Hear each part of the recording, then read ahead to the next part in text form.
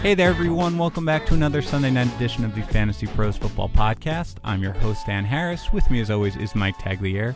You can find us on Twitter at DanHarris80 and at Mike Tagliere NFL. Tags, how's your Thanksgiving, buddy? It was good, man. I got to watch Amari Cooper and Julio Jones play football, so that's always a treat. And they both finished as top three receivers. On the flip side of things, I had to kind of admit some mistakes that I've made this season, and one of them being that Christian McCaffrey would walk into a workhorse role and potentially be a league winner. And I'm at the point now where I'm going to concede victory and just say, I'm going to lose my bet to Bobby, because I bet him that Joe Mixon would score more half PPR points than McCaffrey this year, and I'm going to lose that bet 100%. Like, Christian McCaffrey looks really good. He's being used in a workhorse role, and more importantly, he's standing up to it. Like, he's withholding the beating it takes to handle those 20-plus touches a game, and he looks good doing it, man. So I've conceded here and said that Christian McCaffrey, even though I said you were a decent second-round pick, I did not think you were worthy of a late first, so I'm sorry.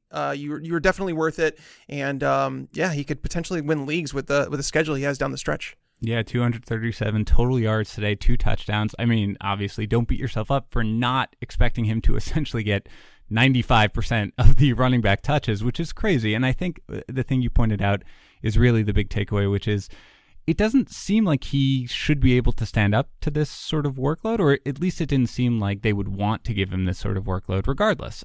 They certainly hadn't shown that in the past, but his size, he just does not look like the type of guy who's going to be this bell cow back carrying all the time, but they are giving him the rock, and he is really doing some great things with it. So that's fine. That's a mea culpa. I was right there with you, and my guess is that most fantasy analysts were, at least in the preseason, because the Panthers, Ron Rivera had shown nothing to suggest that he actually wanted to, give all the carries to Christian McCaffrey. And C.J. Anderson was kind of a deep sleeper coming into the year, just somebody who you thought could kind of take on some carries in that offense. So certainly not a big deal, but he is certainly, he can definitely be a league winner. He does have a great schedule. We will get to that when we touch on the Panthers game, but he is somebody who certainly, if you own him, you're probably going to the playoffs and in pretty good shape. Other than McCaffrey, what was your biggest takeaway of the day?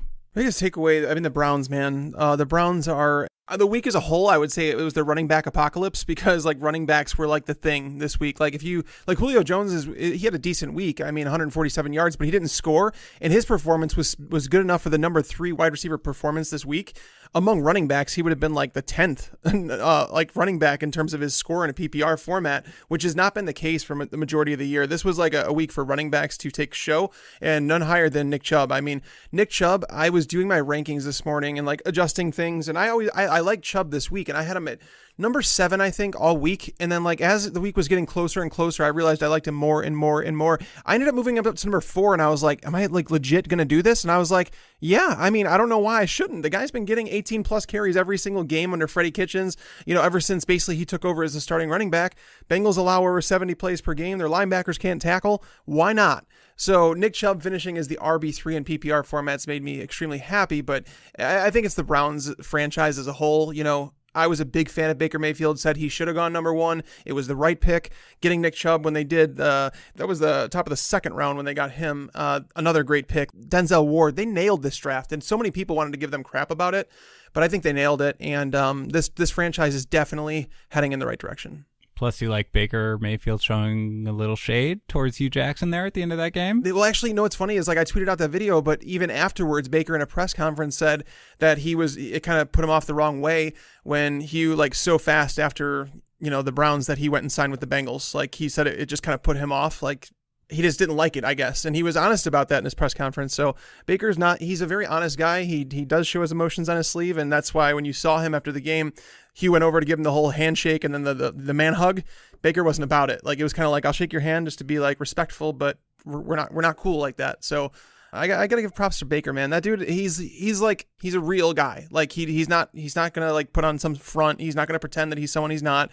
He can be a douche at times, but he's a great quarterback, and he's going to be fun to watch for a lot of years. Yeah, but he's going to be pretty pissed when Hugh Jackson takes over as the Bengals' next head coach, which is the rumors that were floating around this morning. Which, that guy legitimately, forget about fantasy for a second. If you're out there in the world and you are thinking about how to somehow survive in your career and keep getting opportunities, just, I don't know, write Hugh Jackson or something like that, because the guy at this point should essentially be out of football, and he is borderline on his way to being a head coach for a third NFL franchise. I don't think it's going to happen. I can't see someone hire him. Neither can I, man, but I think it was Jason La Canfora. He knows his stuff. He put it out there, so we'll see. But let's hope not. For the sake of Cincinnati fans everywhere, let's hope that they're not following up. I'm just going to say that my sources that don't exist, they're telling me that Hugh Jackson will not get a starting head coaching job.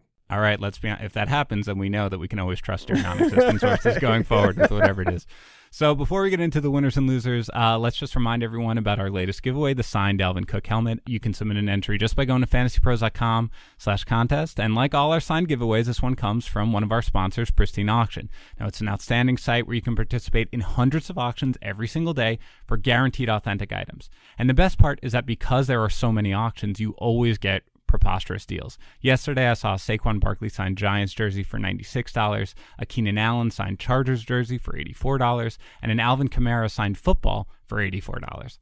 Those prices are all you pay. There's no fee to register. There's no fee to bid. You just pay whatever your winning bid is. So go to pristineauction.com now, and I guarantee that you're going to love it. That's PRISTINE auction.com. And don't forget to tell them that you heard about them from Fantasy Pro so we can keep doing things like the Dalvin Cook helmet giveaway. All right, Tags, who is your biggest winner on the day? It's hard to say. There were so many guys that... This was a hard one, right? By the way, this was a hard one to choose your biggest winner because I felt the same way. Yeah, it was. And like some people would expect me to say Josh Adams. I liked him this week, but I'm not going to go with him because I just think that the game script, like it kind of favored him in the second half. And they stuck with him, but he only saw one target in the passing game, so that's a little disappointing for me. I'm going to go with Nick Chubb again, man. I think I said him back 2 weeks ago too, but this kid, man, like he just continues to impress. And like the one touchdown grab he had today, if you guys haven't seen the highlight of his touchdown through the air, it was impressive. He straight up mossed the dude. Like you're going to see it on ESPN, like the mossed segment where he basically jumped and reached behind the defender's head, latched the ball onto his helmet, like had his arms around the guy, like giving him a hug with the football on the other side of his helmet and held on to it as he went to the ground. It was just a freak catch by Nick Chubb, and he's just showing that he's more than just a two-down back. Even though, I mean, again, this team, the defense, man, the defense is above average. It's going to take some time for them to develop into a truly elite defense. But by the way, if you're in dynasty leagues, if the Browns are somehow not owned, they should have been a long time ago. But Nick Chubb, man, he's got to be the winner here because he's a clear-cut RB1 every single week. Man, Cleveland fans have to be so excited that Greg Williams turned down all those head coach offers just so he could stay and clean up their franchise at this point. No, Chubb was great. That was a fantastic catch. And really, I love that he is getting the work in the passing game. I think he had 3 catches, 44 yards today. Really, that's what you really like to see. 31 touches on the day. He's certainly a rock-solid RB1 going forward. For me, a little lower end, but I'll go with Gus Edwards. Alex Collins was a surprise inactive here. I don't know about you, Tags. I had some trepidation here with this Baltimore running back situation. It did feel like you had pointed it out many times that essentially they came off their bye, and that's usually when teams make their switch, right? That's when they have an extra week to plan. So you thought Gus Edwards should be the guy. But Collins hasn't been bad. I really just wasn't ready to trust him going forward. Now, Collins was inactive here. I'm a little surprised by it. I think he practiced either in full on Friday or something like that, essentially the same deal as last week. So I thought he would play. Edwards gets the big workload again, does well with it, 23 carries for 118 yards. I'm wondering what your thoughts are on him going forward. I mean, I think it just comes down to Lamar Jackson being the starting quarterback. If Lamar Jackson's the starter, like I think it's Gus Edwards' job because I just think he's more of a north-south runner. There's nothing special that Gus Edwards does. There's a reason he was undrafted, but he's like that guy that is a no-nonsense guy. He just gets straight downhill and he goes. And that's what I think they like about him with Lamar Jackson because he's going to run and the defense either has to choose. Are we going to attack him or are we going to go after Lamar Jackson? And meanwhile, Alex Collins does more of this little dancing type thing. Alex Collins should be more of a downhill runner. Like he has some jukes to his game. Like he has some power, the ability to break tackles, but for whatever reason, he's turned into more of this guy that wants to dance around and it hasn't really worked out. So I think Gus Edwards is the starter.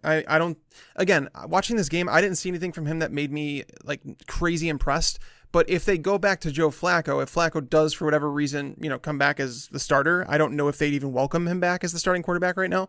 By the way, that was a question I was going to have for you when we got to that game. Do you think Joe Flacco throws another pass for the Ravens? I think they're going to play this one very safe, where it's like Flacco's going to have to practice for a full week, and they're going to give Lamar Jackson another chance to start. I do believe Lamar Jackson starts next week no matter what, and I think they're going to use it as almost like as an excuse that they don't have to play Flacco, so they're not benching their Super Bowl quarterback for Lamar Jackson, because Lamar Jackson hasn't been good as a passer. Like, some people are floating Blake Bortles gifts out there and like saying, how is this guy an NFL quarterback? I could show you the same pictures of Lamar Jackson. There were floating ducks out there. Like, he had some terrible passes too. So we kind of knew when he came into the league that he would be like a developmental passer. So I don't think anybody expects anything like crazy out of him right now. But with the Ravens winning 2 in a row, I don't think that they're going to go back to Flacco. I think they're going to use the injury as an excuse to keep riding Jackson and to say, we want Flacco to get back to 100%. Meanwhile, we're going to go at Lamar Jackson.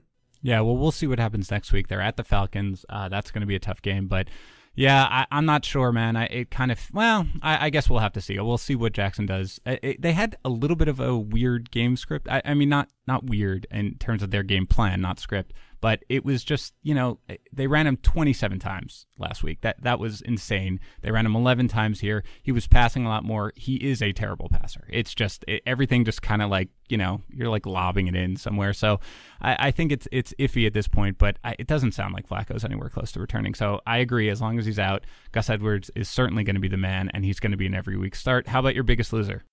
I'm going to have to go with Jordan Howard here. It was another bad week for him, man. I'm not going to overreact like some people have. Some people have told me that he was going to wind up on the waiver wire, that they're going to drop him. Who's Taquan Mizzell?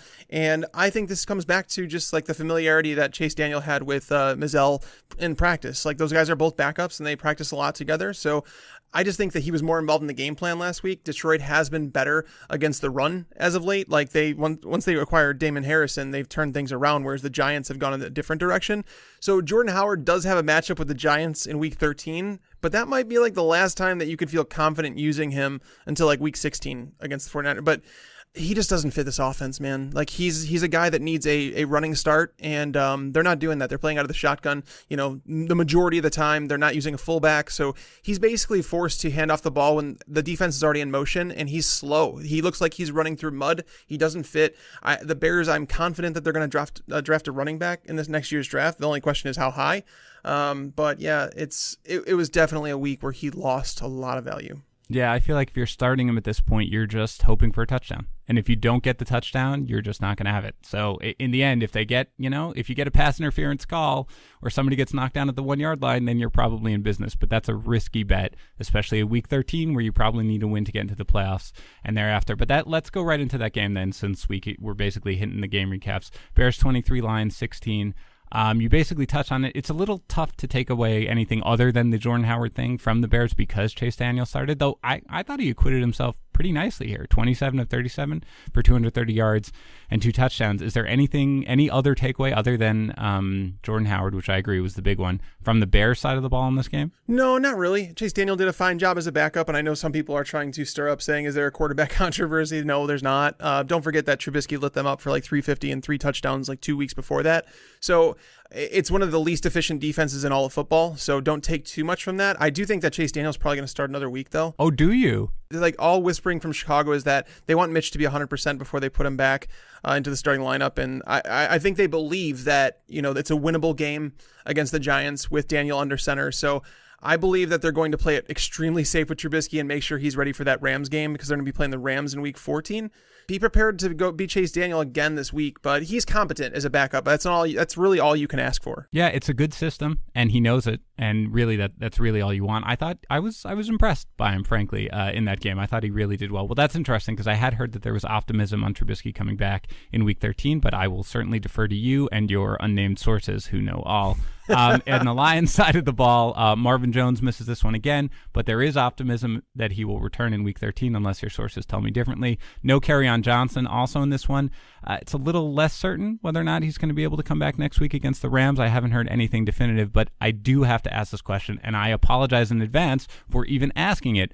LeGarrette Blount, 19 carries, 88 yards, and 2 touchdowns against the Bears. He even added a catch for 15 yards. If Kerryon Johnson is out next week against the Rams, is Blount a startable option?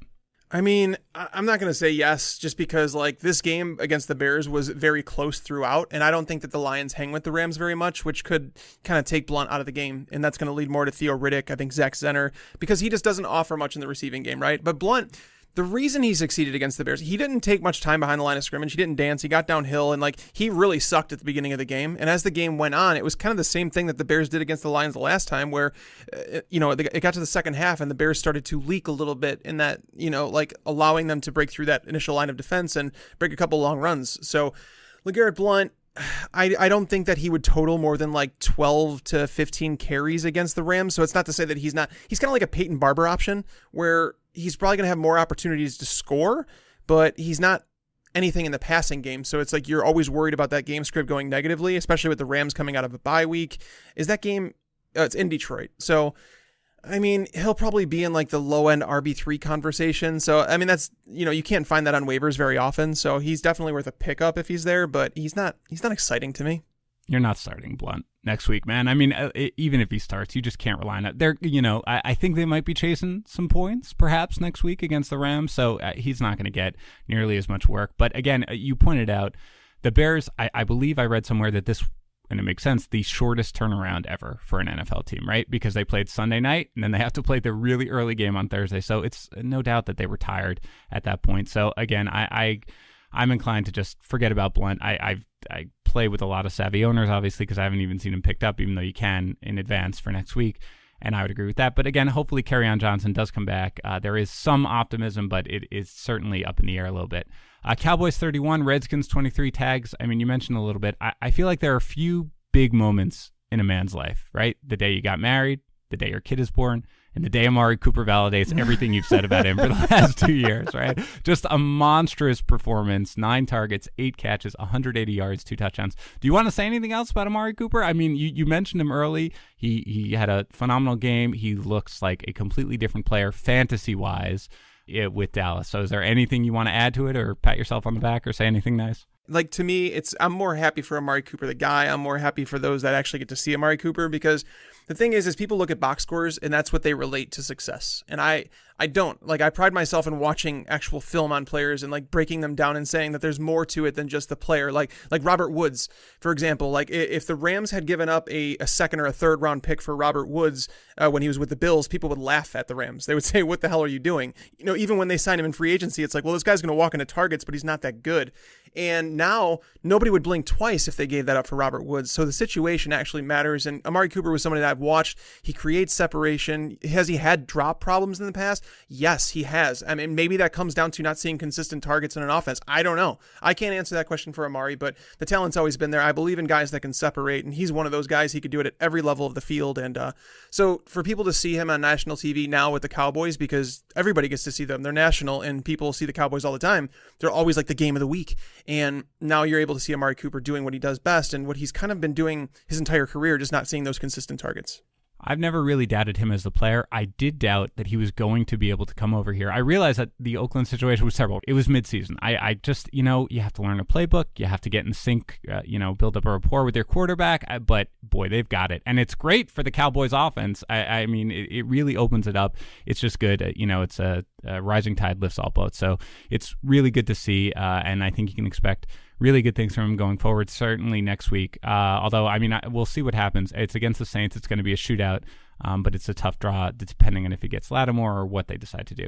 On the other side of the ball, the Redskins, it's not good, Tags. It's just not good. There's nothing. I mean, I was thinking about what are we going to talk about here? I mean, look, Adrian Peterson, I think he aggravated his shoulder injury. He's supposed to be fine, but he does not look good. He is not running the same as he was early in the year. Their offensive line is decimated. Is there anything you want to tell fantasy owners about the Redskins? He's been missing 2 of his guards. Those guys are on IR, so they're not coming back. That was always a problem. A running back his age as the year goes on, getting as many carries as he was, that was always going to be bad for him. And then now it's like Trent Williams came back, their left tackle, and then he went to the hospital after the game, so we don't know what to expect if he's going to play again this year. There's just so many things. Like Alex Smith, I thought it was kind of comical when people dogged Alex Smith. I was like, what did you expect Alex Smith to do with this team? Like legitimately, what did you really expect? With Josh Doxson as your number 1 receiver, you have Trey Quinn out there. Again, I know some people like Trey Quinn, but anyways, the biggest takeaway for me from this game is that Jordan Reed is being heavily utilized by Colt McCoy, and that's something that you should covet in fantasy football. Obviously, Reed and Alex Smith weren't on the same page for whatever reason, but Reed is starting to deal with his injuries in a different way, and like he's learning to cope with them, and he's playing a lot better as of late. So Jordan Reed is back on that, that middling tight end 1, high end tight end 1 radar, whereas Josh Doxson, another one, he's seen season high in targets the last 2 weeks, 10 targets, and I think 7 targets. So he's trending upward with Colt McCoy because he's willing to throw the ball into tighter coverage. And that's why you saw 3 interceptions against the Cowboys. So there's definitely hope for the pass catchers. But as for Adrian Peterson, I am not expecting a turnaround. No, nor am I. And Doxson is probably a little, at this point, just, with all teams off bye, I highly doubt you're going to be wanting to start Josh Doxson at this point. But Reed is a good point because he has continually seen targets. They just haven't manifested themselves into fantasy production. But here, 8 targets again, 6 catches, 75 yards. Vernon Davis does catch the long touchdown pass. But I agree that Reed is now I had him outside my tight end 1 range, but I'm going to move him back in for the rest of the season. So that is a very good point. Saints 31, Falcons 17 with Traquan Smith out for this game. Drew Brees throws 4 touchdown passes to Dan Arnold, Tommy Lee Lewis, Austin Carr, and Keith Kirkwood because Drew Brees is amazing. I really don't think there are any real takeaways from a quote-unquote disappointing effort from Alvin Kamara, Mark Ingram, or Michael Thomas, right? Is there anything on the Saints here? Yeah, the only thing I would say from the Saints is something that I started looking at stuff for next week already because I'm just dumb. But so Dan Arnold, people are going to ask who that is. He's actually the guy that I would play over Ben Watson going forward. So over the last 5 games, the snap counts between these guys have been Josh Hill, 209, Watson, 115, and Arnold, 78. But Arnold is running a lot of pass routes. He's not blocking very much. He's seen 11 targets over the last 3 games, totaled 95 yards and a touchdown. Watson, same 3 games, he's totaled just 4 targets for 21 scoreless yards. So Watson's being phased out. I don't know why. I don't know if it's just like his body's wearing down and, he's being honest with the team saying I shouldn't be out there as much. But Dan Arnold has been seeing like escalating targets. So he's actually the one that I would play going forward. So his name is probably one you don't necessarily need to play him, but if you play in like a 14-team league or if you're like streaming tight ends, he's the one. Like if you're looking to stream a Saints tight end, I think Dan Arnold is emerging as the one. Yeah, that's fair. And again, when you're at that point where you get past the top 6 or 7 tight ends, you really don't even want to start anybody. If you're getting a guy who's catching passes from Drew Brees, it's certainly better than most of the other guys. On the other side, the Falcons, they came close to kind of making this a game if they could have just stopped fumbling in the red zone. It was just nonstop. Big games, as you mentioned, from Julio Jones. Another 14 the targets are awesome. 14 targets, 11 catches, 147 yards. Calvin Ridley, 8 catches, 93 yards, and a touchdown. But let's talk about the running game here for a minute. Tevin Coleman saved his day with a late garbage time receiving touchdown, but 8 carries for 6 yards on the ground, plus 3 catches for 17 through the air. Now, the Saints do have a strong run defense. They allow the 5th fewest fantasy points to running backs, fewer than 3.5 yards per carry. Coleman has 2 games with more than 58 yards rushing on the season. Is he? You had him at 17 rest of season in your latest update. Is you still viewing him as this mid-tier RB2 going forward? I'm still there just because, even once you get past him, it's like, who are you trusting? Are you trusting Tariq Cohen every single week over Tevin Coleman? I don't know if you'd go there. There's a lot of guys that have fallen, as we mentioned, Alex Collins, he's someone that's fallen off. There's just a lot of guys in that range you don't feel like they're sexy. Like Lamar Miller, I don't like very much. I know he's getting more consistent carries than Tevin Coleman, but does he offer you the game-winning upside that Tevin Coleman does? I don't know if that's the case, and you better be prepared for another bad week for Tevin Coleman next week. They're going to be playing against Baltimore. That's not a good matchup. It's frustrating. The offensive line has dealt with some injuries up. The Falcons as a whole team, that team as a whole has been just decimated by injuries all season long. So, but the offensive line has been really ugly for them in terms of their run blocking. Pass blocking, they've done a decent job. But yeah, Tevin Coleman, I don't see him back with the team next year. I think it's going to be Devonta Freeman and Ito Smith going forward. So, they might try and get everything they can out of him, but this is a lost season for them. I'm pretty sure after this loss to the Saints, their playoff hopes are gone. I'm pretty sure that they're just done, right? Yeah, for sure. They're not making the playoffs, and I think they know that. So I don't really. Let me ask something very quickly. Okay, you don't have to elaborate on why. Rest of season, Chris Carson or Tevin Coleman? I'll go Carson. Phillip Lindsay or Tevin Coleman should be an easy one. Yeah, Lindsay. Okay. Dalvin Cook, Tevin Coleman. That one's closer than people think. I guess Dalvin Cook, but I'm not excited about it. Well, we are recording this before the Sunday night game. I am expecting a big game from Dalvin Cook, and if not, I'm going to have the editors edit over this part and just reverse it, and I'm going to say I am not expecting a big game. Yeah, no, I agree. I'm dropping him down. I think I had him a little lower than you did, even coming into this week. But yeah, I'm just not trusting him anymore. He's not doing it on the ground, and they are pretty much done, essentially, if not mathematically eliminated, of course. They're pretty close to done. So I'm willing to move on from him, and I'm not very optimistic going forward. Getting into today's games, Bills 24, Jaguars 21, far more exciting than last year's 10-3 playoff matchup. If you missed it, there's a big, in my day, they'd call it a brouhaha, Tags, a big, a giant fight when Dante Moncrief essentially was, I don't remember the quarterback's name, but both of them just absolutely said that they caught the ball and nobody would give it up. And Shaq Lawson and Leonard Fournette both ejected for throwing punches. Fournette did have the big day before he left. 18 carries, 95 yards, 2 touchdowns, plus 3 catches for 13 yards. I mean, you nailed that one, by the way, coming in. You said as soon as Fournette gets back, he's just going to be the bell cow, and we don't have to worry. I do not want to spend too much time in this game because there are so few fantasy-relevant players, but is there anything you really want to say here about the Jaguars other than start Leonard Fournette week in and week out? Yeah, Fournette, I almost put him in my biggest loser category this week, to be honest with you. And I'm not because it was like a bad fantasy performance or anything, but because he might have cost his team the game by throwing those punches. And it was just stupid. He lost his head, and that's never going to pan out. He legitimately was the reason his team was even in this game to begin with, because they fell behind 14-0. He brought them back to 14-14, gets ejected, and they end up losing the game 24-21. So there's not really much to say here. D.D. Westbrook had the best matchup on the field, so it's not surprising to see him have a successful day. But even on the Bills side, I don't think there's anybody on this side that we need to talk about. I think it was just, to me, it was more disappointing to see Zay Jones end the game with 1 target, especially on a guy that had been doing really well with some other quarterbacks. But when you see Isaiah McKenzie, Deontay Thompson, Jason Kroom, like these guys out-target him, I just don't get it. I agree. I really will be very happy right now if we can just say, you know what? We don't really need to talk about the Bills. You good with that? Yep. Wonderful. Bucks 27, 49ers 9. It's safe to say that Jameis Winston finally did enough to keep his job for another week. 29 of 38 for 312 and 2 touchdowns plus 24 yards rushing. Let me ask you, probably not what you expected to talk about with this game, but I want to ask you about Adam Humphries, okay? He caught all 6 of his targets here for 54 yards and a score. He's got 4 touchdowns in his last 3 games. He's got at least 5 targets in 5 of his last 6 games. And you and I constantly talk about this big just glob of wide receivers in that wide receiver 3 range where we're like, not really reliable, but have upside, could win you a week, but they could easily come in with 30 yards and stuff like that. When we're down in that range, you've got a strong team, you need a wide receiver 3. Are fantasy owners better off going with someone like Humphries, who you can basically write in at least for, especially in a half PPR league or a PPR league, guaranteed points? I had him as a top 36 play this week. I liked Adam Humphries this week, and I tweeted out something earlier this week saying that Adam Humphries, since week 6, he has more. He was the number 13 PPR scoring wide receiver. Like, he had scored more than Juju Smith-Schuster, more than Emmanuel Sanders, more than Alshon Jeffrey, and everybody's like, no way. And I'm like, I'm not kidding. Like, this guy just continually has a high floor, and he keeps getting it done. It definitely is maybe a little bit different story in standard leagues where he doesn't come with such a high floor because he doesn't have like massive touchdown potential. But I'm telling you this right now, I'm going to have him ranked as a top 36 wide receiver again next week. They're playing against the Panthers, and the Panthers have really struggled in the slot. It's a team that allowed him, I think it was 7 catches for 88 yards and 2 touchdowns in their meeting earlier this season. Now they're maybe without Dante Jackson, who got hurt in this game, had to leave early in the game.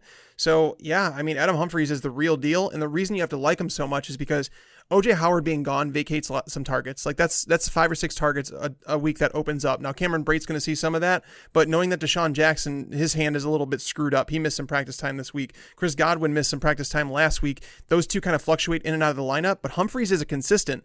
And they don't have a run game. So they're using Adam Humphries as like an extension of the run game. And that's why he presents a high floor. So yeah, Adam Humphries is like a legit, maybe top 36 wide receiver for the rest of the season. I know I'm going to have him there next week. I like it. I think, honestly, the biggest thing is that I agree with Howard gone. Brate is still factoring. He's a big end zone guy, right? I mean, that's the thing. Jameis looks for him. He's he caught another touchdown today. But I think, frankly, when you think about the Bucs, you think about Mike Evans, of course, but you think about the fact that Deshaun Jackson, especially because he had the huge beginning of the season, and you think about Chris Godwin. And so you just kind of, if you don't dig deep enough, I think a fantasy owner might sit there and think, well, there's no room for a guy like Adam Humphries. Nobody's thinking about Adam Humphries, but there is, and he's really getting it done, and he's getting it done consistently. So particularly if you're in a place where you don't need the home run at this point, right? You're not going in there and you're not, expected to lose by 30 points in the matchup. Humphries is a great guy, I think, to have as your wide receiver 3 in any sort of format that values points per reception or any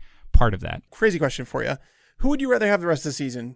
Adam Humphries or Golden Tate? I was going to say what's the format, but I don't think it matters because I have no interest at this point in owning Golden Tate, so I'm going to go with Humphries. I like it. Yeah, I mean, that's the thing. At this point, name value's got to go, and that is the one of the hardest things for any fantasy owner is just to let go, especially when you're at this point. I love to tell this stupid story of, I cost myself a spot in the playoffs years ago when it was either the Monday night game, I think, and it was the Cowboys against the Bears, and it was the year that Josh McCown was the quarterback, and I needed a big performance, and everything sort of suggested that I should start McCown, but I could not bring myself to not start Tony Romo in that game, and McCown threw for like 5 touchdowns or something like that, and Romo threw for 2, because again, my buddy was teasing me. He was like, why do you care about this? I was like, I don't know, I've started Romo all year, or stuff like that. I picked up McCown off waivers, but that's the sort of thing you really need to be thinking. Forget the names. Forget about what they've kind of done for you earlier in the season. Like, look at what is happening right now on these teams and make your move for that. So I agree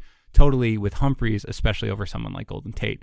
On the other side of the ball, 49ers, it was a little bit of a tough spot despite the good matchup because Marquise Goodwin was down. George Kittle, a little disappointing. He got a few catches there at the end. The Cyborg, of course, 14 carries, 106 yards, plus 3 catches for 34 yards. Look, you had Breida just outside the RB2 range. Does this performance do anything to move him up for you? No, I mean, I definitely moved him up into like I think I have as a top 18 running back for the rest of the season. Hold on, before you go, Matt Breida or Tevin Coleman? That was a guy I should have asked. Breida. Okay. Yeah, no, I'm comfortable with him now. And the thing is like Breida has looked really good the last couple weeks. I knew this matchup was a good one. I knew the Giants was a good one.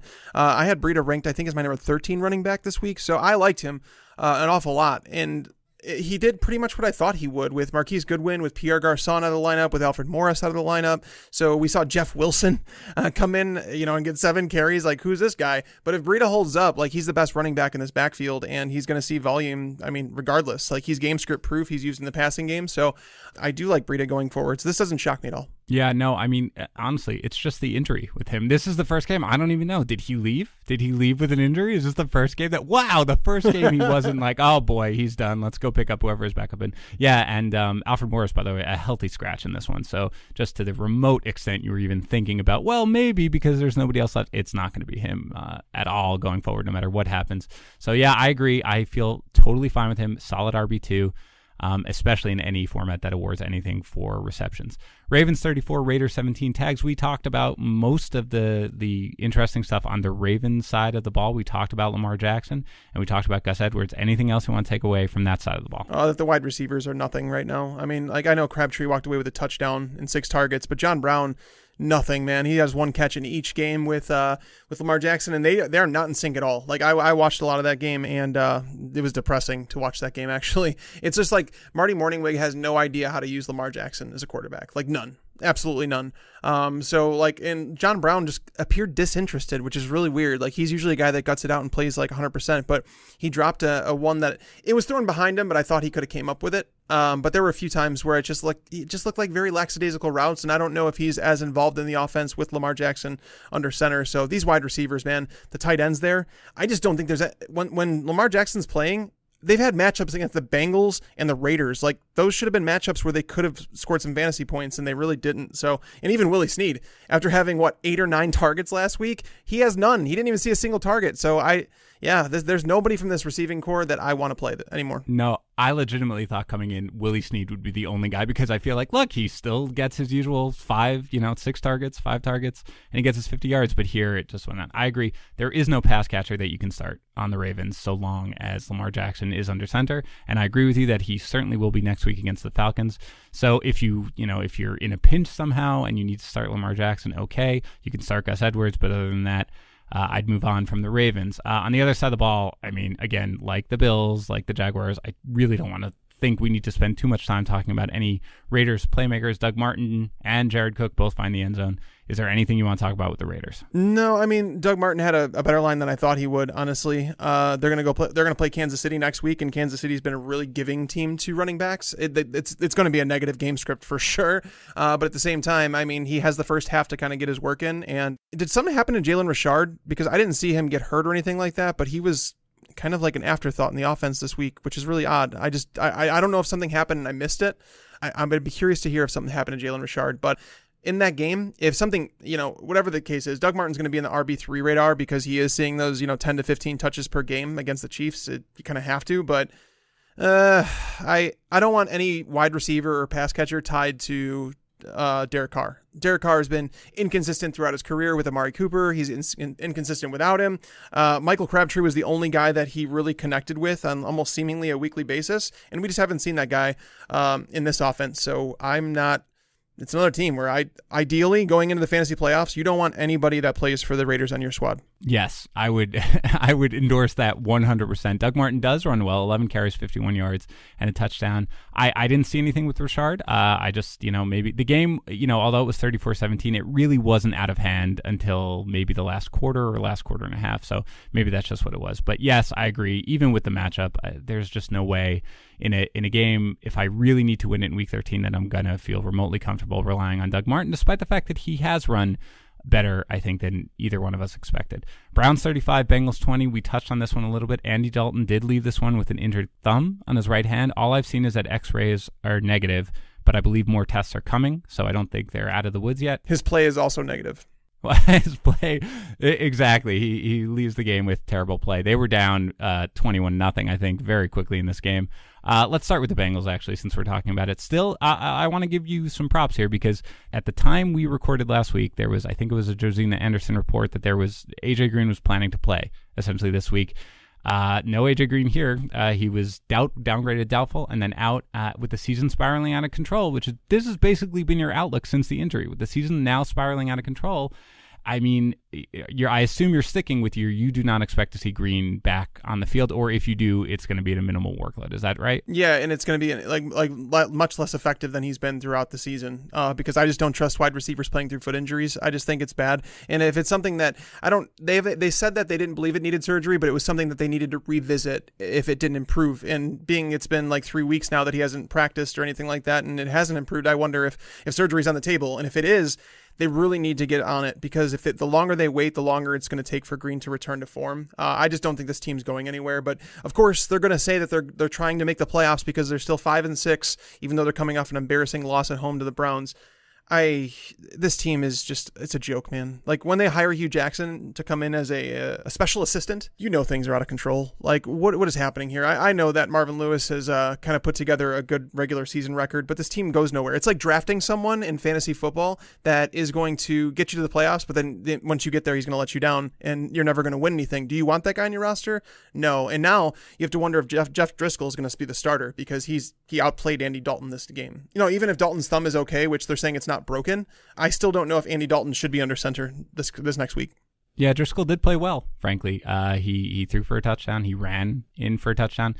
He really didn't play poorly. And frankly, I think the one takeaway that I would say from this thing is that Joe Mixon had a great game, and he succeeded with both quarterbacks behind there. I'm sure you were happy to see that he had 7 targets, caught all 7 for 66 yards through the air. So hopefully he would be somebody who would not be all that affected if Andy Dalton is forced to miss the game next week. They do play the Broncos next week, so that is a run defense that you can succeed against if you need to. On the Browns side of the ball, we did talk about Baker Mayfield a bit, and we did talk about Nick Chubb, but let us talk about the same person who we talked about last week, and that is Jarvis Landry. We kind of gave him a little bit of a pass because of all the targets. It was only one game where he had down targets, but this 5 targets, once again, only 3 catches, 30 yards. And the offense looks great, by the way, without him. I mean, we didn't want to move him really far out of sort of the borderline wide receiver 2 range essentially last week, but you've got to be moving him down now after this, right? Oh yeah, like he has to be. So Baker Mayfield has thrown for 474 yards and 7 touchdowns the last 2 weeks.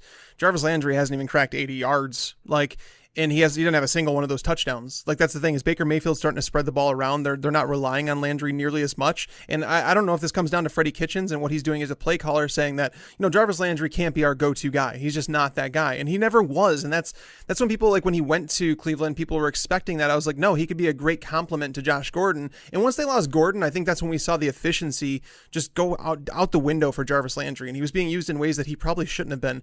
But yeah, I mean, his targets have dipped under Freddie Kitchens, and the offense is moving better than it ever has. So I don't see him coming back to those targets. Now, is he going to be more efficient, knowing that Mayfield's playing as good as he is, knowing that he's hitting other targets in the offense?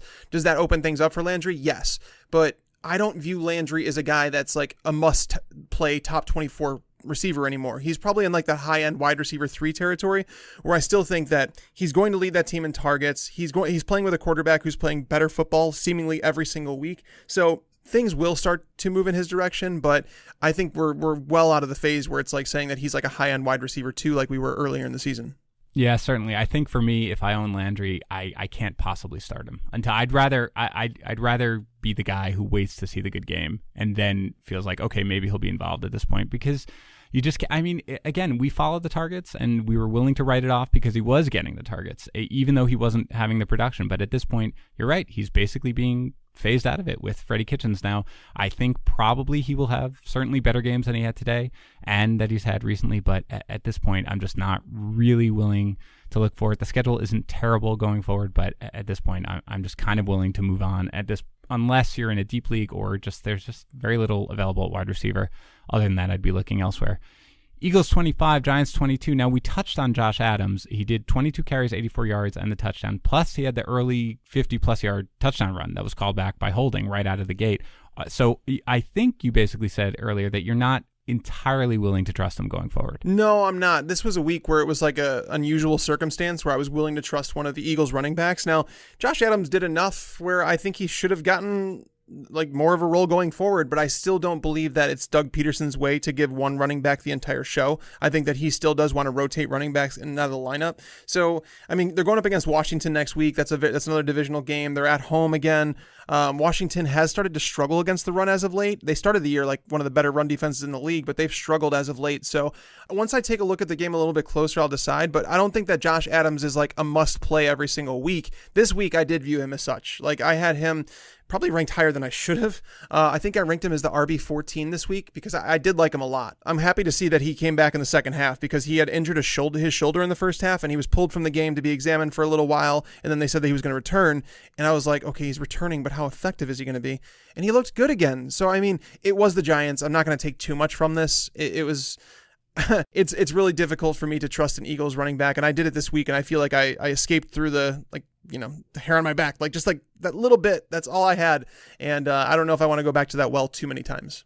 Yeah, I think that's fair. I think I'm probably a little more optimistic than you are, and part of it was because Corey Clement looked good when he got... Yeah, he does from time to time. Right, he does occasionally, but they still, despite the injury, despite the fact that he left for a brief, it was all Adams in this game, and it didn't necessarily have to be. It could have been Clement because he was having one of his quote-unquote good games.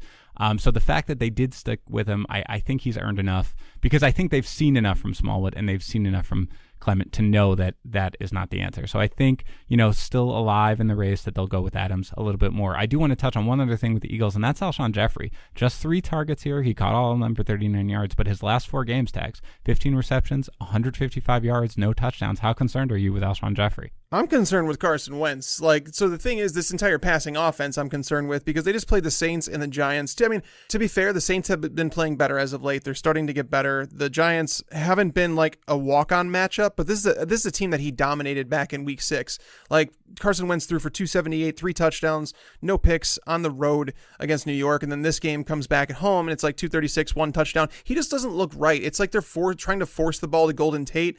I don't know what happened. I don't know why they felt the need to go out and get Golden Tate if it was really going to screw up their offense the way it has. But they just don't look like the same team with Golden Tate on the field, and I don't know why. You added a playmaker, somebody who should just fill that slot role, get yards after the catch, but they can't seem to get the ball into his hands. It's affected Alshon Jeffrey's target share. It's affected, Carson Wentz's, his fantasy appeal. I don't know, man, because Carson Wentz was a guy that basically before they traded for Tate, he was putting up 18 plus points every single week. Now the last 2 weeks, we're looking at, a 1-point performance and a 13-point performance. So this Eagles team, it's almost like the Jags, where it's like they've become unraveled, and I don't know if they know how to fix it. Like, I know they got to win this week, and that in that division, it's still anybody's for the taking. So I'm not willing to write them off, but man, it's been ugly watching that team play. The offense looks out of sync. And of course, the defense, I mean, they're down to their, eighth string cornerback, essentially, at this point. They really just have nobody in the secondary whatsoever. Yeah, it's hard. I guess I feel like if I owned Alshon Jeffrey, it's going to be tough to not continue to start him. But he's going to be dropped down into the wide receiver 3 range, but I don't know how much further that I'd be willing to go. I agree. I'm not sure I fully understand what the issue is. They're just out of sync at this point. So I monitor it. I think at the very least, we can put him in the spot where I don't feel if you own him, you should really feel compelled to start him because of the talent, because of the early season, sort of what we said earlier. You need to be willing to look at the situation, and there's a good chance that you have somebody better on your bench. On the other side of the ball for the Giants, Evan Ingram, I'm not sure if he got hurt either in warm-ups or pre-game warm-ups. Yeah, we didn't find out though. Here's the thing, so if you're listening to this and you're like, what the hell happened to Evan Ingram? So he got hurt in pre-game warm-ups, but no word got to us as analysts, people that write about this stuff, that we follow all these beat reporters and everything. We didn't hear anything about it until after the game started. So there was nothing you could have done about this. They were just saying that he's questionable to return. Well, he didn't really even play. By the way, I do want to point out that on the broadcast, they were actually saying, you know what, I'm really just disappointed in the fact that we're just not seeing Evan Ingram here going. I don't get it. Like, I think I've seen him in for a play or two. They really need to be featuring him. Even the broadcasters didn't realize that he had been scratched, essentially. So to the extent you're mad at fantasy analysts, certainly take it easy out there, because it was something. Okay. It wasn't even a good matchup for him anyways this week. So I'm not too terribly disappointed. I had him outside the top 12. I felt like I made some good calls this week. There were some that I missed on, but there were a lot of them that I feel like I hit on. But Rhett Ellison catches 4 balls for 77 yards. I didn't see that either. So, but no, it seems like Evan Ingram is probably going to miss some time. Hamstring injuries, those things do not, it's not usually a 1-week thing, and you're just kind of like back in the lineup. So outside of that, I don't know there's much to take away here. No, I agree. I mean, Saquon Barkley is very good. They totally abandoned him in the second half. Why wouldn't you? Why would you keep going to a guy who basically has 140 all-purpose yards and 2 touchdowns? And Odell Beckham, he doesn't find the end zone, but fine. 9 targets, 5 receptions, 85 yards. It should have been a bigger game. I agree, but I agree. Not too many takeaways here. Going forward, I feel like, frankly, they do play the Bears next week, so I fear for Eli Manning's life. But that is another story. Seahawks 30. Panthers 27. Rams have to wait at least one more week to clinch as the Seahawks win on a last-second field goal. Let's start with the Seahawks. I do want to ask you something. I know Baldwin was questionable with the groin injury coming in, but he did get 7 targets. He led the team again for the second straight week, but just 5 receptions, 39 yards. Meanwhile, Tyler Lockett, 5 targets, 5 receptions, 107 yards, and a touchdown. David Moore also finds the end zone. You had Baldwin about 10 spots higher in your rest of season rankings over Lockett coming in. Are you changing that at this point, or are you sticking with it? I definitely changed it, where this whole groin situation worries me, but I did watch a lot of that game, and Doug Baldwin seemed to be moving just fine. I didn't see any ill effects from that groin injury. Like when watching Allen Robinson play through his, it was something that I can clearly see that was just affecting him the entire game. Baldwin looked fine. This is an offense where the reason I had Lockett lower is because touchdown regression will hit him. And the thing is when touchdown regression hits him, it's going to feel really, really bad, because Tyler Lockett hasn't been a guy that you could rely on for a ton of yards, week in, week out. I'm going to pull up his game log now just so I can explain why. So Tyler Lockett, prior to this week 107, he had 3 games from week 6 through week 9 where he totaled less than 40 yards. He's only caught more than 3 passes 4 or 5 times all year long. So it's he's been someone that's been relying so much on the touchdown. And 2 weeks ago, I threw out a stat that he had been catching a touchdown every 6.8 targets. That's not going to continue. That's just regression is natural, and it's never going to keep up that way. So I know he catches another touchdown this week. He has not gone 2 straight games all year where he hasn't scored a touchdown. So I'm probably wrong here. I've moved Tyler Lockett up to the point where him and Baldwin are really close, but I felt like Doug Baldwin was going to be on the other end of regression, whereas Tyler Lockett was going to be his stats were just going to be depressing a little bit when he didn't score those touchdowns. But I don't know, man. We're now to the point. It's week 12. I keep saying regression, and I'm always going to play the odds is basically what it comes down to. But yeah, he's definitely in wide receiver 3 territory for me. but I just don't. If I had the ability to trade my league right now, I wouldn't trade like wide receiver 2 value for him at all. The one thing I do want to say, just full transparency, is that if you were watching this game, Wilson missed Baldwin on a wide open throw in the end zone, just wide open, just overthrew him, rushed the throw. So it easily could have been a much bigger game for Baldwin had Wilson just not, whatever reason. And you could see how frustrated Baldwin was at that throw. But yeah, I'm inclined to agree. Certainly he's not a wide receiver 2. He's kind of, for me, a borderline wide receiver 3. I like the targets. He's continues to lead the team, but at this point, it just looks like when they're at the end zone, especially when the big plays, it's David Moore or it's Tyler Lockett. So I'm inclined to agree. I'm not super excited about him going forward. If you own him, I could easily see sitting him. On the other side of the ball, Panthers, we talked already about Christian McCaffrey and his big day. Devin Funchess was out for this one, and in his absence, DJ Moore does what you kind of hoped he would do. 9 targets, 8 receptions, 91 yards, and he gets the Bucs next week, so I would start him there. Briefly, is Greg Olsen just kind of your garden variety, touchdown-dependent tight end that you stream in a good matchup at this point in his career? Yeah, that was my concern with Olsen coming into the season, that if McCaffrey was going to continue playing that big role in the passing game, that I didn't think the offense could support both McCaffrey, seeing those 8+ targets per game, and Greg Olsen. So I think we're starting to see Greg Olsen. I mean, even a few weeks ago, like people were putting him in there as a tight end 1 every week, and I don't blame them because, looking at the players that you're trying to rank against him, but his yardage totals were low, and he was just scoring a touchdown, so it was saving his fantasy weeks. But now we've seen a couple weeks here back to back where he hasn't lived up to his reputation, and I think that's a product of DJ Moore getting those intermediate targets, Curtis Samuel getting a little bit more involved, and Christian McCaffrey emerging as the 25+ touch a week running back. So yeah, Greg Olsen is just, to me, he's a matchup play where it's like, if you know that Cam Newton's going to throw the ball 35+ times, I think Greg Olsen could be played. If not, he's going to be extremely, extremely volatile in a very touchdown dependent option for a player who hasn't been a big touchdown scorer his entire career. I think there was one season in his career where he scored more than 6 touchdowns. So that's despite a lot of targets. He's always been high targeted. So but DJ Moore, man, the guy continues to impress. After the catch, the dude's just a monster. Oh, he's so fast. I love it. I love watching him. He's certainly going to be pretty much a must-start option next week, especially if Funchess is forced to miss the game against the Bucs. And regarding Olsen, I think that's the theme of today's show, man. It's don't be a slave to the name, especially at this point in your season. That is what he is. He's not putting up the yardage. He's dependent on the touchdown, and he's not a huge touchdown guy. So even though he's scored quite a few this year, so, yeah, I agree. Matchup play at best. Patriots 27, Jets 13. Rob Gronkowski returns. Heavily targeted, 7 targets, 3 catches, 56 yards, and a touchdown. Looks good. Sony Michel has the huge game, which was great because if you were watching this, you got really scared because it was an ugly looking, it looked like a knee injury or something. I don't even know. It was bent backwards, essentially. Yeah, I thought it was his back. It could have been a lot of things, man. But he was fine, came back in, had the bigger part of his game came after the injury. So he looked good. Any takeaways on the Patriots side of the ball? I tried to come up with ways to say this, and I think the best way that I can say about Tom Brady is that he went from a quarterback that he made his receivers look better and put them in positions to succeed. I think now his wide receivers are the ones that have to make him look good. I don't know how else to put this. Like Rob Gronkowski's touchdown was pure Gronk. Like that. Like 99% of tight ends don't make that catch.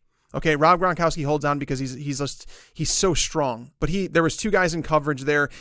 Tom Brady's throwing the ball up into double coverage, expecting his wide receivers to come down with things. Cordarrelle Patterson had a route where he beat a DB on that Brady just missed him. And like while watching that entire game, I just felt like Tom Brady is no longer a guy that makes his pass catchers better. And that it really sucks to say that because you never want to see a decline of one of the greatest of all time. But like watching it, his receivers are the ones that have to make the plays. Like he needs Josh Gordon to make the plays. He needs Julian Edelman to get yards after the catch. He needs Rob Gronkowski to be one of the best tight ends in the game. And unfortunately, you're seeing that reflected a little bit in his fantasy numbers. Like 283 and 2 touchdowns. It's a fine game, but it was against the Jets. This is kind of what we come to expect. Coming into this week, he was the number 16 fantasy quarterback in points per game, and this game is not really going to help that. So, I mean, I don't really know another way to explain it. Is there a better way? Do you think that I explained that well? Do you understand what I'm saying here? Yeah, I understand that you're reluctant to talk bad about Tom Brady. I mean, I know exactly what you're saying. You're saying he's looks to be clearly on the decline. And from watching it, I completely agree. Now, look, I am a Jets fan, and I live in New England, so a Tom Brady decline on a personal level would be very welcome news. And I think looking at him and the way he's playing, and certainly today's game, absolutely, it looks like that. And I was watching it a bit with my wife, with my little son, and they're just like, what is this? What is happening? Because they don't watch it closely, so they're like, why is he playing so poorly? And I'm like, this is how he plays right now. But I'm not completely willing, just because I've seen it, I've seen him look bad for stretches. This looks a little different. To me, this looks a little different. It really does. Look, he's the closing schedule. Forget about fantasy. The Vikings, at the Steelers, the Bills. It's not an easy. I mean, he has the Dolphins in there, but it's not an easy run, obviously. So it'll be interesting to see what he looks like going forward. But it does certainly look like he is starting to decline, and I really appreciate how delicately you were approaching it, lest you get yelled at by all the... I'm not trying to get yelled at by them. No, I get it, man. Don't say Rodgers is better than him again. I know you'll get some hate mail or whatever. On the Jets side of the ball, kudos to Josh McCown, who still plays hard and well at 157 years old. Sam Darnold should be back in a week or two, which is fine. The only thing I'll take away from here is that I was a little surprised and disappointed at the lack of involvement for Elijah McGuire after the bye. I thought really that this was sort of, we talked about it with Gus Edwards, where teams usually come out of the bye and they feature somebody that they want to do, but just 7 touches for 26 yards. So to the extent you were holding on to him, hoping that they would be something, doesn't really seem like it's worth it. Anything else on the Jets side of the ball? Yeah, I mean, Crowell had 9 touches, so it was just like a very low volume game for the Jets running backs in this one. So yeah, I think it's still somewhat of a timeshare, but in regards to the Jets, I mean, I know Jermaine Kearse's stat line looks good, and people are going to probably look at it and say, oh, should we start him going forward? I don't think so. I don't think Jermaine Kearse is good at football. Like, I watched a lot of that game, and Jermaine Kearse, like, I don't even know why they're throwing to him with the game on the line. I don't get it. Like in terms of, like, they needed to score on a possession, and, like, he was the final option. I want to know why Quincy Enunwa is not playing in the slot more often. It's just stupid. Like, I really can't wait. It's bad coaching, Tags. We've talked about it a million times, right? Yeah, but I can't wait to see who their new head coach is, because I really hope that they bring in a young offensive mind to work with Sam Darnold. And I think Quincy Enunwa can be a legit wide receiver. Like, I think he actually is very good at football. I think Robbie Anderson can play a good role in the offense. Jermaine Kearse has no place in it. Chris Herndon looks pretty good. I think this team has some pieces. The offensive line needs to be completely rebuilt. And I said that this offseason, and I had Jets fans who were telling me, what are you talking about? 4 of the 5 players are good. I'm like, no, they're not. And we're seeing that. Like, I don't think the offensive line is good. I think they need to rebuild it, and they need a new head coach that can come in and kind of call plays and be a little bit more creative. But it's frustrating to watch the Jets. That's basically my takeaway. Yeah, well, at least you're not basically born into a family where you really don't have a choice, because that makes it even tougher. But yeah, I agree. Very little fancy takeaway here. Let's go through these last few games, which were still going on as we started recording. Quickly, Chargers 45, Cardinals 10. Now, the big news out of this one, Melvin Gordon was questionable coming in with the knee injury. He played extremely well before leaving, but then he re-injured the knee, or whether or not it was a different injury. Is there any news on this, Tags? Because he looked a little emotional on the sideline as he walked off. So there's no official word on Melvin Gordon and what happened to him. But there are doctors that, used to work with teams. There's actual real doctors out there that kind of try and watch the video of players closely and see what they think it is. Like an initial diagnosis, like it's nothing set in stone, but it's saying some of the doctors out there are saying that they believe that's probably something of like a mid-level strain of the MCL, which could cost him 2 to 3 weeks. That's obviously not ideal with the fantasy playoffs coming here. Knowing that he was coming in he was already listed with a knee injury on the injury report. He was already listed with a hamstring injury. He was very questionable for this game. I don't know, man. I don't think this is... By the way, on the dumbest play that you need to be doing at that point, you have the game totally in hand. It's a double reverse. Right, a double reverse to him at that point that just leaves him totally vulnerable. Just a stupid play call. That is me just angry at football generally. That is what it is. But out of curiosity, let's assume he misses 2 or 3 weeks. How valuable is Austin Eckler going forward? Do you think Justin Jackson factors in more? What do you think the plan is going forward, either in the short term, next week against the Steelers, or just long term? Yeah, I think it would be somewhat of a timeshare. I think that Justin Jackson would be involved, and I also think that Eckler would obviously be the primary passing down option, and that's very valuable, because if you were to combine Eckler's and Gordon's targets, that's like a wide receiver, and then on top of that, if you're going to get, let's say 8 to 12 carries per game, that's very valuable. I think Austin Eckler would be in the territory, like in that low end RB2, mid-level RB2 conversation every single week, whereas Justin Jackson, he'd probably be like an RB3 that you'd probably want to stick in your lineups, because the Chargers they're an awesome offense. Phillip Rivers is playing like better football than he ever has in his career. He's moving the ball well. So yeah, it's definitely something to pay attention to. I don't know if anybody owns Justin Jackson, so he'll definitely be atop the waiver wire list this week, because again, you want running backs who are tied to high-scoring offenses, and I think that the Chargers kind of figured it out with Eckler in that Titans game overseas, where they were just like, maybe he's not the guy that we should be giving the ball 20 touches a game to. I think he's a fine, role player on a team. I don't think he's a workhorse. I think Justin Jackson's better suited to handle the first and second down work with Eckler and a change of pace. But yeah, Justin Jackson is definitely going to be worth an ad, and the bigger takeaway here, man, I'm so mad that Mike Williams hasn't had a bigger role on this team. Because he's so good. So good. His touchdown grabs are phenomenal. He just does it. He only saw 4 targets in this game, but he caught all 4 of them for 25 yards and 2 touchdowns, while Tyrell Williams, he was active, but he didn't play. Yeah. Well, look, I mean, maybe without Melvin Gordon, Mike Williams will get more involved, because I agree, he's just a freak of nature. We've talked about it. When he grabs the ball, the ball looks so small, and it's remarkable. Yeah, I agree. It would be great to see him get more involved, especially on a day where Rivers completes 28 of 29 passes. I believe he set the record. Yeah, 25 completions to start the day. That was a record. The old record was 22. Yeah, he was really awesome. And again, Keenan Allen continues his second half surge, like we told you, essentially, that we expected him to do. Catches all 7 of his targets, 72 yards and a touchdown. On the other side of the ball, the Cardinals, I don't really know if there's much to take away here.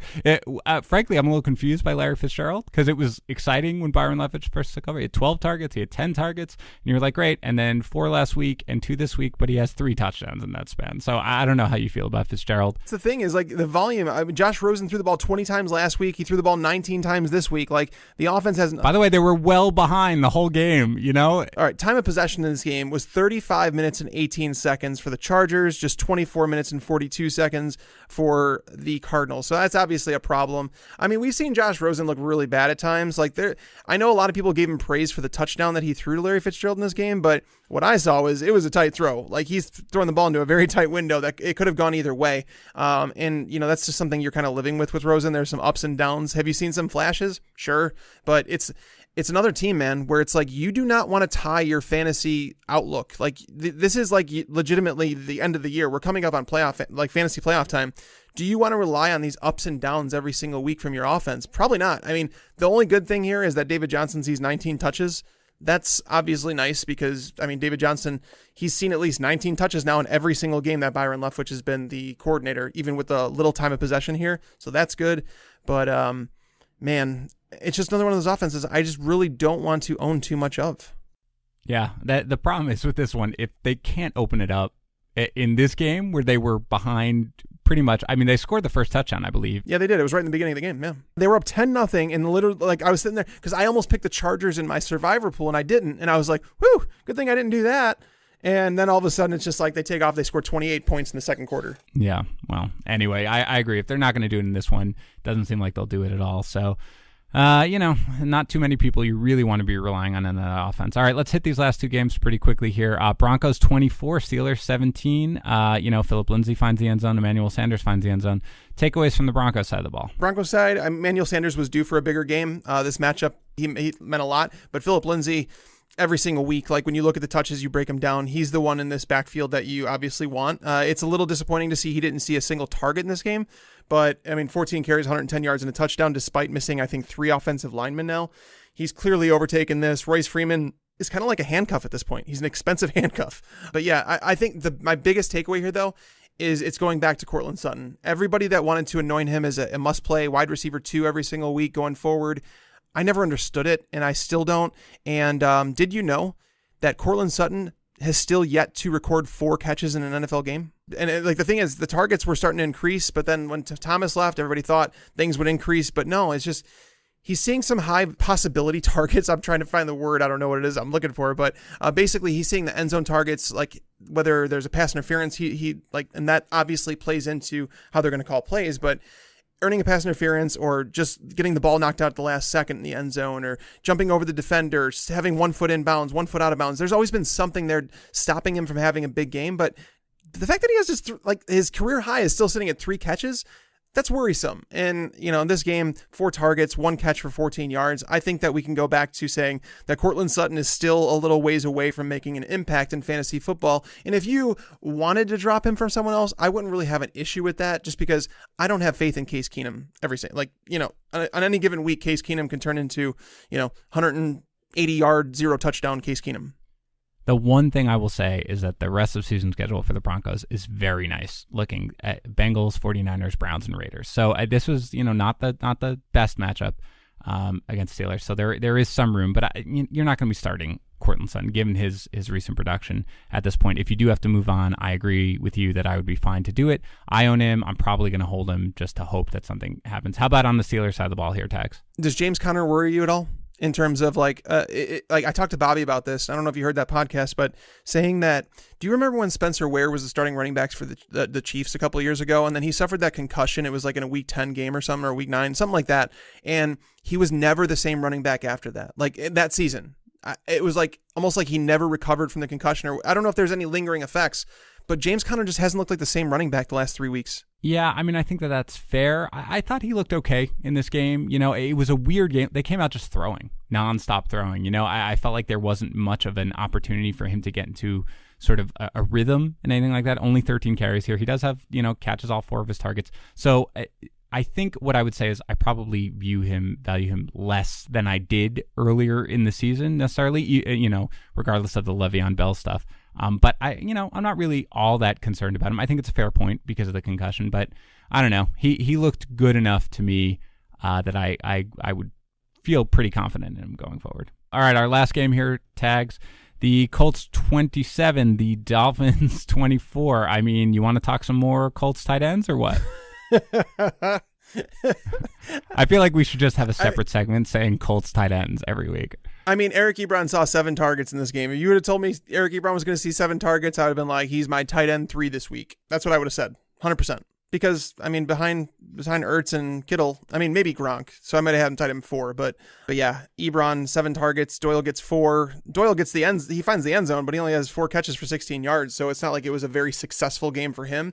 I had Ebron ranked, and Bobby gave me crap for it too, because he's like, we talk about Ebron on the show all the time. I'm like, because I told him I had him as my tight end 9 this week, and he was just like, why would you do that? He's like, because like we talk so much crap. Do you believe in 3 targets? And I'm like, no, I don't.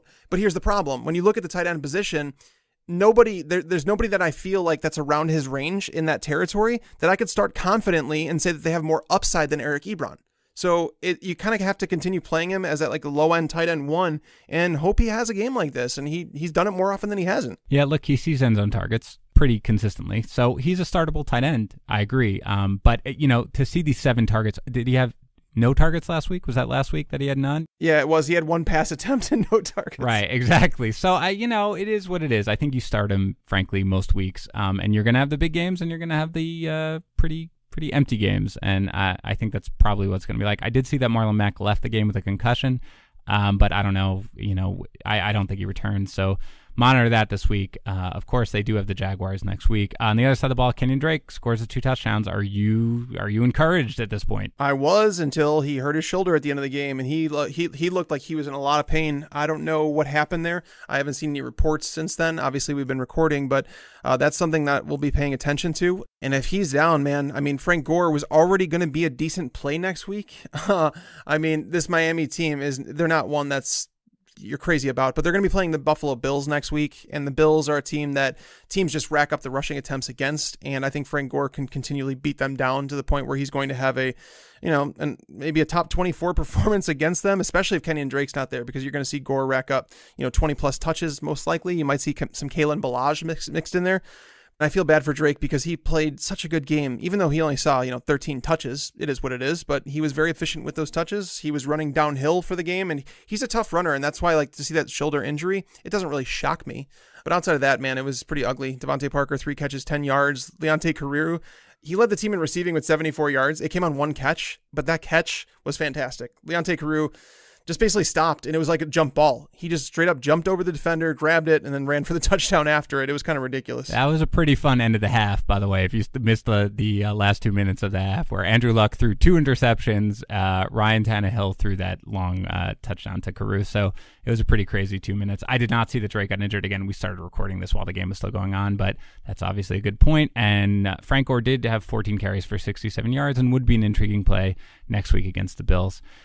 Well, that is it, Tags. Good show. Before we go, I do want to remind everyone about the Dalvin Cook signed helmet giveaway. Just go to fantasypros.com/contest. And again, that's brought to you by the sponsor of today's show, Pristine Auction. Remember, they have a ton of amazing items up for auction every single day. Just go to pristineauction.com. That's PRISTINE auction.com. On behalf of everyone here at Fantasy Pros, thanks for listening. Enjoy your football. I just wanted you to watch me dissolve.